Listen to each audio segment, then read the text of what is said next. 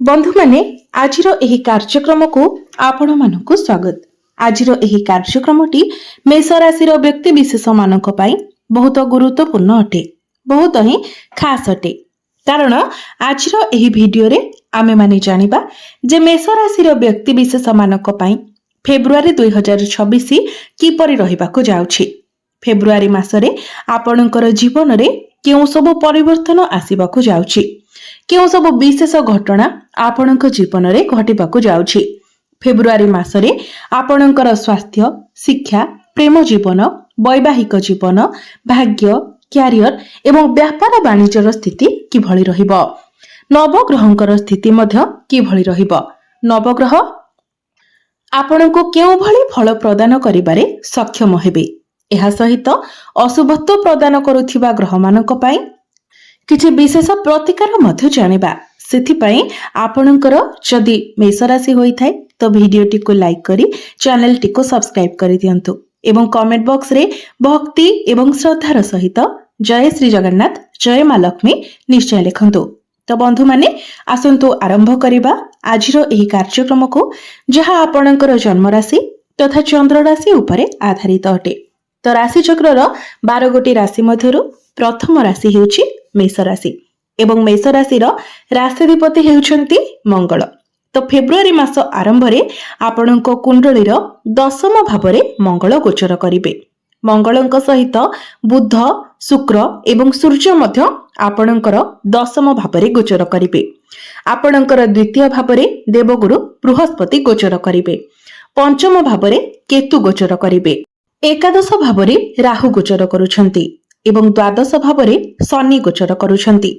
तो सर्वप्रथमे आसंतु जानिबा आपणकर स्वास्थ्य किभଳି रहिबो एही फेब्रुआरी 2026 रे। तो बंधु माने कुंडलीर प्रथम भावटी होई थाए आपणकर स्वास्थ्यर भाव, इम्यूनिटी सिस्टम रो भाव एवं आपणकर प्रथम भावर अधिपति हेउछंती मंगल। मंगल आपणक कुंडलीर दशम भावरे गोचर करुछंती एवं 23 तारीख को मंगल आपणकर एकादश भाव को गोचर करिवे। तो बंधु माने जेहेतु मंगलंकर स्थिति बहुत भल रहुछि तो निश्चित भावरे आपणकर इम्यूनिटी सिस्टम मध्य फेब्रुआरी मासरे स्ट्रांग रहिबो। तेबे शनिकर दृष्टि जेहेतु आपणकर द्वितीय भावरे पडुछि एवं शनि आपणकर द्वादश भावरे अछंती, तो द्वितीय भावटी होई थाए हमर गळार भाव। तेनु आपणकर टिके गळारे इन्फेक्शन भली समस्या देखा देई पारे। एहा व्यतीत आपणकर बुध मध्य 4 फेब्रुआरी को राहुक निकट को चली आसीबे। तो सेठारे बुध पाप कर्त्री होइछिबे, जहा फल आपणकर स्किन रिलेटेड टिके प्रॉब्लम देखा देई पारे। एलर्जी, इन्फेक्शन, त्वचारे ड्राइनेस भली समस्या देखा देई पारे। तो एभली किछि छोट मोट समस्या आपणकर देखा देई पारे, नचित आपणकर सेमिति किछि बड़ स्वास्थ्य जनित समस्या देखा जाउ नाही। एबे आसंतु जानिबा विद्यार्थी मानक पई किपरि रहिबो एही फेब्रुआरी 2026। तो बंधु माने कुंडलीर पंचम भावटी होई थाए आपणकर शिक्षार भाव। आपणकर पंचम भावर अधिपति हेउछंती सूर्य। सूर्य आपणक कुंडलीर दशम भावरे गोचर करुछंती, किंतु 13 फेब्रुआरी को सूर्य आपणकर एकादश भाव को चली जिवे एवं एकादश भाव को आसीबा परे सूर्यंकर दृष्टि पंचम भाव उपरे ही रहिबो, तांकर स्वगृह उपरे रहिबो। तो 13 फेब्रुआरी परे विद्यार्थी मानको निजर शिक्षा क्षेत्र में बहुत अधिक सफलता मिलिबाको जाउछि। एही 13 फेब्रुआरी परे जदि आपणकर किछि एग्जाम अछि, किछि कॉम्पिटिटिव एग्जाम अछि, प्रतियोगितामूलक परीक्षा अछि, तो सेथिरे निश्चित भाबरे आपणको शुभ फल प्राप्ति हेबो। आपण आपणकर परीक्षा रे उत्तीर्ण हेबे। एवं 13 फेब्रुआरी परे जदि आपण किछि एडमिशन नेउछंती, किछि फॉर्म फिल अप करूछंती, तो सेथिरे मध्य आपणको अधिक शुभ फल प्राप्ति हेबो। आपण आपणकर शिक्षा क्षेत्र रे बहुत अधिक उन्नति करिवे, अग्रगति करिवे। पाठ पढ़ारे आपणको बहुत अधिक सफलता मिलिबो। तेबे आपणकर पंचम भावरे केतु गोचर करूछंती। केतुंकर काम हेउछि आपणको माइंड को डाइवर्ट कराइबा, आपणको कंफ्यूज कराइबा। तो निश्चित भावरे शिक्षा क्षेत्र रे से आपणकर माइंड को डाइवर्ट कराइबे, आपणको कंफ्यूज कराइबे। किंतु आपण मने रखिबा उचित जे आपण अन्य कहार कथारे न पड़ी ଆପଣଙ୍କୁ ଯାହା ଠିକ୍ ଲାଗୁଛି ଆପଣ ସେହି ଦିଗରେ ଆଗକୁ ବଢ଼ନ୍ତୁ। ଆପଣଙ୍କୁ ସଫଳତା ପ୍ରାପ୍ତି ହେବ। ଏବେ ଆସନ୍ତୁ ଜାଣିବା ଆପଣଙ୍କର ପ୍ରେମ ଜୀବନ କିଭଳି ରହିବ ଏହି ଫେବୃଆରୀ 2026ରେ। ତ ବନ୍ଧୁମାନେ, କୁଣ୍ଡଳୀର ପଞ୍ଚମ ଭାବଟି ଆପଣଙ୍କର ଶିକ୍ଷାର ଭାବ ହେବା ସହିତ କୁଣ୍ଡଳୀର ପଞ୍ଚମ ଭାବଟି ଆପଣଙ୍କର ପ୍ରେମ ଜୀବନର ମଧ୍ୟ ଭାବ ହୋଇଥାଏ। ଆପଣଙ୍କର ସନ୍ତାନର ମଧ୍ୟ ଭାବ ହୋଇଥାଏ। ତ ଆପଣଙ୍କର ପଞ୍ଚମ ଭାବର ଅଧିପତି ହେଉଛନ୍ତି ସୂର୍ଯ୍ୟ। ସୂର୍ଯ୍ୟ ଆପଣଙ୍କର ଦଶମ ଭାବରେ ଗୋଚର କରୁଛନ୍ତି ଏବଂ 13 ଫେବୃଆରୀକୁ ଆପଣଙ୍କର ଏକାଦଶ ଭାବକୁ ଚାଲିଯିବେ ଏବଂ ଆପଣଙ୍କର ପଞ୍ଚମ ଭାବରେ କେତୁ ଗୋଚର କରୁଛନ୍ତି। ତ କେତୁଙ୍କର ପ୍ରଭାବରେ ଆପଣଙ୍କର ପାର୍ଟନର ଆପଣଙ୍କ ପାଇଁ ଯାହା କଲେ ମଧ୍ୟ ଆପଣ ସେଥିରେ ସାଟିସ୍ଫାଏଡ୍ ହୋଇପାରିବେ ନାହିଁ। ଆପଣ ଆପଣଙ୍କର ପାର୍ଟନରକୁ କିଛି ଏପରି କହିପାରନ୍ତି, କିଛି ଏପରି ଆଟିଟ୍ୟୁଡ୍ ଦେଖାଇ ପାରନ୍ତି ଯାହା ତାଙ୍କୁ ଭଲ ନ ଲାଗିପାରେ। ତେବେ ଯେହେତୁ ସୂର୍ଯ୍ୟଙ୍କର ସ୍ଥିତି ଫେବୃଆରୀ ମାସରେ ଭଲ ରହୁଛି, ତେଣୁ ଫେବୃଆରୀ ମାସଟି ଆପଣଙ୍କର ପ୍ରେମ ଜୀବନ ପାଇଁ ଠିକ୍ ଠାକ୍ ରହିବ। ଆପଣଙ୍କର ପ୍ରେମ ଜୀବନରେ ସେତେଟା କିଛି ସମସ୍ୟା ଦେଖାଦେବ ନାହିଁ। ଯଦି ଆମେ ବିଶେଷ ସମୟ ଅବଧି ବିଷୟରେ କହିବା ତ 13 ଫେବୃଆରୀରୁ 23 ଫେବୃଆରୀ ମଧ୍ୟରେ ଆପଣଙ୍କୁ ଟିକେ ଅଧିକ ସତର୍କ ରହିବାର ଅଛି। ବାସ୍ ଏତିକି ଯଦି ଆପଣ ସତର୍କତା ଅବଲମ୍ବନ କରୁଛନ୍ତି ତ ପ୍ରେମ ଜୀବନ ଆପଣଙ୍କର ବହୁତ ଭଲ ରହିବ। ଏବେ ଆସନ୍ତୁ ଜାଣିବା ଆପଣଙ୍କର ବୈବାହିକ ଜୀବନ କିପରି ରହିବ ଏହି ଫେବୃଆରୀ 2026ରେ। ତ ବନ୍ଧୁମାନେ, କୁଣ୍ଡଳୀର ସପ୍ତମ ଭାବଟି ହୋଇଥାଏ ଆପଣଙ୍କର ବୈବାହିକ ଜୀବନର ଭାବ, ଆପଣଙ୍କର ଜୀବନ ସାଥୀର ଭାବ ଏବଂ ଆପଣଙ୍କର ସପ୍ତମ ଭାବର ଅଧିପତି ହେଉଛନ୍ତି ଶୁକ୍ର। ଶୁକ୍ର ଆପଣଙ୍କର ଦଶମ ଭାବରେ ଗୋଚର କରୁଛନ୍ତି, କିନ୍ତୁ 6 ଫେବୃଆରୀକୁ ଶୁକ୍ର ଆପଣଙ୍କର ଏକାଦଶ ଭାବକୁ ଚଳନ କରିବେ। ତ ଶୁକ୍ରଙ୍କର ସ୍ଥିତି ବହୁତ ଭଲ ରହୁଛି, ଦଶମ ଭାବରେ ମଧ୍ୟ ଏବଂ ଏକାଦଶ ଭାବରେ ମଧ୍ୟ। ତ ନିଶ୍ଚିତ ଭାବରେ ବୈବାହିକ ଜୀବନ ଆପଣଙ୍କର ଫେବୃଆରୀ ମାସରେ ବହୁତ ଭଲ ରହିବ। ଆପଣଙ୍କର ଜୀବନ ସାଥୀ ତାଙ୍କର ପର୍ସନାଲ ଲାଇଫ ଏବଂ ପ୍ରଫେସନାଲ ଲାଇଫରେ ବହୁତ ଗ୍ରୋ କରିବେ। କୌଣସି ନା କୌଣସି ଅପରଚ୍ୟୁନିଟି, କୌଣସି ଆଚିଭମେଣ୍ଟ ତାଙ୍କୁ ମିଳିପାରେ। ଆପଣ ମଧ୍ୟ ଆପଣଙ୍କର ଜୀବନ ସାଥୀଙ୍କୁ ବହୁତ ଅଧିକ ସପୋର୍ଟ କରିବେ। ଯେହେତୁ ପ୍ରଥମ ଭାବର ଅଧିପତି ଏବଂ ସପ୍ତମ ଭାବର ଅଧିପତି ଏକତ୍ର ଅଛନ୍ତି, ତ ଆପଣ ପରସ୍ପରକୁ ପ୍ରତ୍ୟେକ କଥାରେ ସପୋର୍ଟ କରିବେ। ଆପଣ ପରସ୍ପରକୁ ଭଲ ଭାବରେ ବୁଝିପାରିବେ। ଆପଣଙ୍କ ମଧ୍ୟରେ ଅଣ୍ଡରଷ୍ଟାଣ୍ଡିଂ ବହୁତ ଭଲ ରହିବ, କନେକ୍ସନ ମଧ୍ୟ ଷ୍ଟ୍ରଙ୍ଗ ରହିବ। ତେବେ ମନେ ରଖନ୍ତୁ, ବେଳେ ବେଳେ ବହୁତ ଛୋଟ କଥାକୁ ନେଇକି ମଧ୍ୟ ଆପଣଙ୍କ ମଧ୍ୟରେ ଆର୍ଗୁମେଣ୍ଟ ହୋଇପାରେ। ଯେହେତୁ ଆପଣଙ୍କର ରାଶିରେ ବର୍ତ୍ତମାନ ଶନି 7.5 ଚାଲୁଛି, ତ ଏହାର ପ୍ରଭାବରେ ଆପଣ ଅଧିକ ଓଭର ଥିଙ୍କିଂ କରିବେ। ଆପଣଙ୍କ ମଧ୍ୟରେ ଜିଦ୍ଦି ସ୍ୱଭାବ ମଧ୍ୟ ଦେଖାଦେବ। ଛୋଟ ଛୋଟ କଥାକୁ ନେଇକି ଆପଣ ଆର୍ଗୁମେଣ୍ଟ କରିବେ। ତ ଏସବୁ ଆପଣଙ୍କ ପାଇଁ ହିଁ ହେବ, ତେଣୁ ଆପଣଙ୍କୁ ହିଁ ଏସବୁରେ ସାବଧାନ ରହିବାର ଅଛି। ଆପଣଙ୍କୁ ଆପଣଙ୍କର ବାଣୀ ଉପରେ ନିୟନ୍ତ୍ରଣ ରଖିବାର ଅଛି।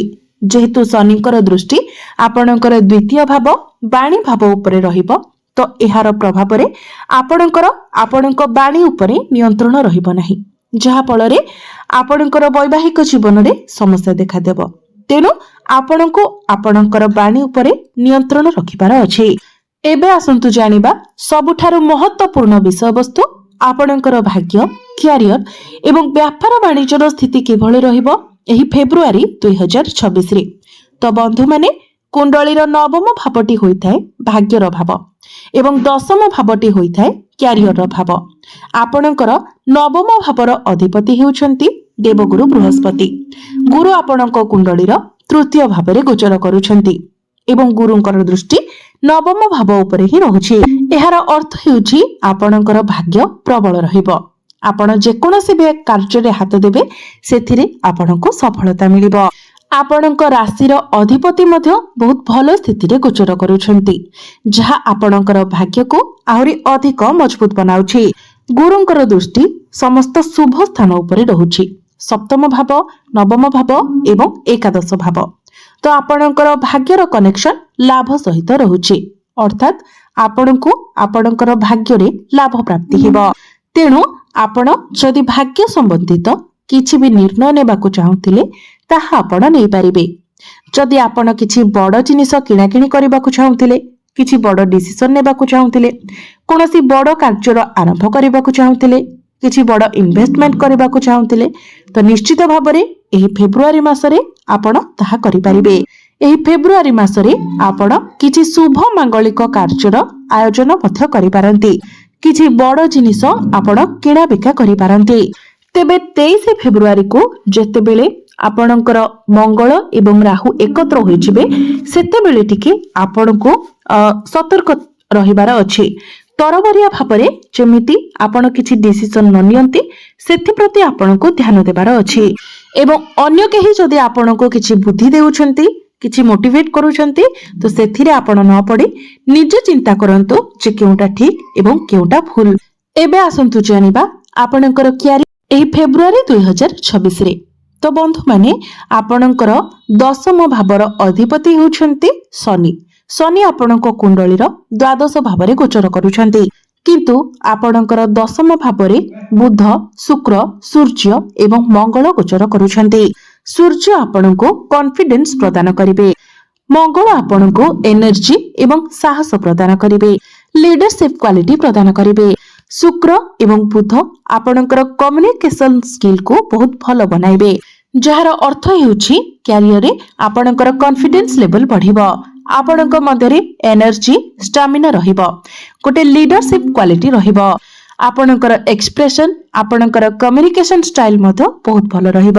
ତ ଆପଣ ଆପଣଙ୍କର କ୍ୟାରିୟରରେ ବହୁତ ଅଧିକ ଗ୍ରୋ କରିବାକୁ ଯାଉଛନ୍ତି, କ୍ୟାରିୟରକୁ ନେଇକି କିଛି ବଡ଼ ଡିସିସନ ନେବାକୁ ଯାଉଛନ୍ତି। ତ ଆପଣ ଆପଣଙ୍କର କ୍ୟାରିୟରକୁ ନେଇକି ଯାହାବି କିଛି ସ୍ୱପ୍ନ ଦେଖିଥିଲେ ସେଥିରେ ଆପଣ ଆଗକୁ ବଢନ୍ତୁ, ନିଶ୍ଚିତ ଭାବରେ ଆପଣଙ୍କୁ ସଫଳତା ପ୍ରାପ୍ତି ହେବ। ତ ଫେବ୍ରୁଆରୀ ମାସରେ କ୍ୟାରିୟର ଆପଣଙ୍କର ବହୁତ ଭଲ ରହିବ, କାରଣ ସମସ୍ତ ଗ୍ରହ ଆପଣଙ୍କର ଏକାଦଶ ଭାବକୁ ପ୍ରବେଶ କରିବେ। ତେଣୁ କ୍ୟାରିୟର ରିଲେଟେଡ ଆପଣ ଯାହା ବି ଷ୍ଟେପ ନେବା ପାଇଁ ଚାହୁଁଥିଲେ ଆପଣ ନିଶ୍ଚିତ ହୋଇ ସେଥିରେ ଆଗକୁ ବଢନ୍ତୁ। ବିଜନେସ କଥା ଯଦି କହିବା ତ ବିଜନେସ ମଧ୍ୟ ଏହି ଫେବ୍ରୁଆରୀ ମାସରେ ଆପଣଙ୍କର ବହୁତ ଭଲ ରହିବ। ଯଦି ଆପଣ ଡେଲି ଇନକମର କିଛି କାମ କରୁଛନ୍ତି, ମାର୍କେଟିଂର କାମ କରୁଛନ୍ତି, ଅନଲାଇନ ରିଲେଟେଡ କିଛି କାମ କରୁଛନ୍ତି, ପବ୍ଲିକ ଡିଲିଂ, ପବ୍ଲିକ ସର୍ଭିସର କିଛି କାମ କରୁଛନ୍ତି, କନସଲ୍ଟିଂର କାମ କରୁଛନ୍ତି, ତ ଏହି ସବୁ କ୍ଷେତ୍ରରେ ଆପଣଙ୍କୁ ବହୁତ ଅଧିକ ସଫଳତା ମିଳିବ। ଆପଣ କିଛି ନୂଆ ବିଜନେସ ମଧ୍ୟ ଷ୍ଟାର୍ଟ କରିପାରନ୍ତି। ତ ଏବେ ଆସନ୍ତୁ ଜାଣିବା କିଛି ଉପାୟ ବିଷୟରେ, ଯେଉଁ ଉପାୟ ଗୁଡିକ କରିବା ଦ୍ୱାରା ଆପଣଙ୍କୁ ଅଧିକ ମାତ୍ରାରେ ଶୁଭ ଫଳ ପ୍ରାପ୍ତି ହେବ ଏବଂ ଯାହା ସବୁ ଅଶୁଭତ୍ୱ ରହୁଛି ସେଗୁଡିକ ଖଣ୍ଡନ ହୋଇଯିବ। ତ ସେଥିପାଇଁ ଆପଣ ପ୍ରତ୍ୟେକ ଦିନ ହନୁମାନ ଚାଳିସାର ପାଠ କରନ୍ତୁ, ପ୍ରତ୍ୟେକ ଦିନ ମଙ୍ଗଳଙ୍କର ବୀଜ ମନ୍ତ୍ର 108 ଥର ଜପ କରନ୍ତୁ, ପ୍ରତ୍ୟେକ ଦିନ ଓಂ ନମଃ ଶିବାୟ ମନ୍ତ୍ର 108 ଥର ଜପ କରନ୍ତୁ ଏବଂ ପ୍ରତ୍ୟେକ ଦିନ ଉଦିତ ସୂର୍ଯ୍ୟଙ୍କୁ ତମ୍ବା ପାତ୍ରରେ ଜଳାର୍ଘ୍ୟ ଅର୍ପଣ କରନ୍ତୁ। ନିଶ୍ଚିତ ଭାବରେ ଆପଣଙ୍କୁ ଅଧିକ ମାତ୍ରାରେ ଶୁଭ ଫଳ ପ୍ରାପ୍ତି ହେବ। ତ ବନ୍ଧୁମାନେ, ଆପଣଙ୍କର ଜୀବନ ମଙ୍ଗଳମୟ ହେଉ, ଏହା ହିଁ ଈଶ୍ୱରଙ୍କ ନିକଟରେ ମୋର ପ୍ରାର୍ଥନା।